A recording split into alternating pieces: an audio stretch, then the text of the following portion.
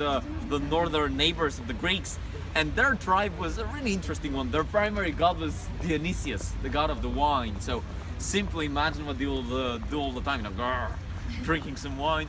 But still there were some great soldiers. For instance, you've heard about Spartacus, right? The great warrior that led the slaves.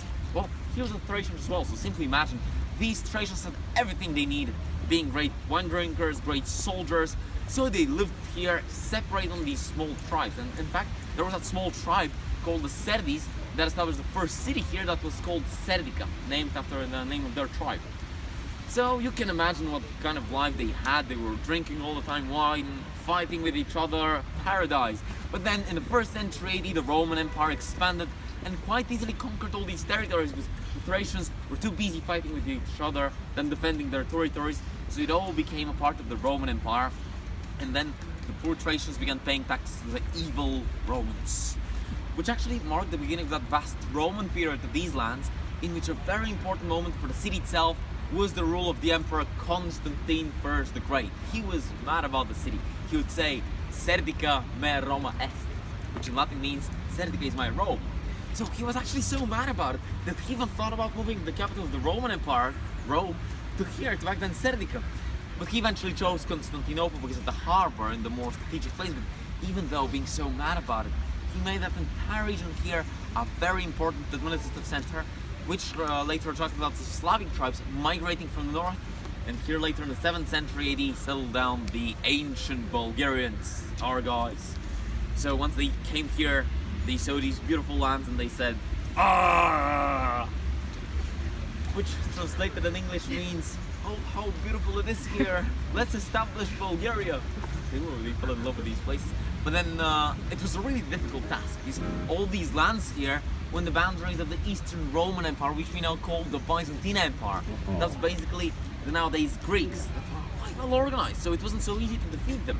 However, the Bulgarians managed to establish something like a contract together with the Thracian and Slavic tribes. So uniting their forces, they managed to defeat the Byzantine Empire, and this is how the first Bulgarian state was established in 681. So we have a soundtrack, especially synchronized with our Free Sofia tour. So Bulgaria was established in 681, and that makes Bulgaria one of the oldest countries in Europe that actually never ever changed its name. How cool is that? So later, the Bulgarians managed to conquer the city of Serdica, and that same century we accepted Christianity, and we did something very important. We developed our own alphabet, the Cyrillic alphabet, that I know might be making your lives quite difficult while you're here. But in fact, it had a very important part in our history, because later Bulgaria was conquered by the Byzantine Empire for 2 centuries.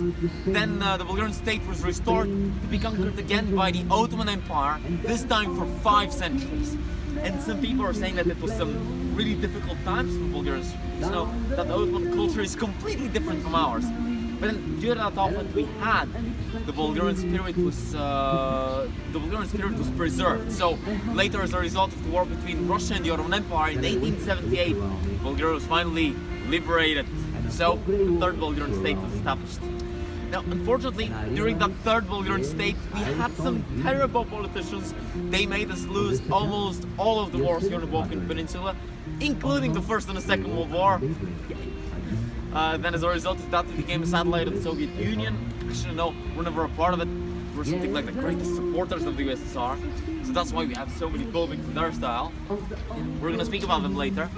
So finally, with the fall of the Berlin Wall in 1989, we started building democracy. So the result of that is that from 2004, we're part of NATO, and from 2007, proudly part of the European Union.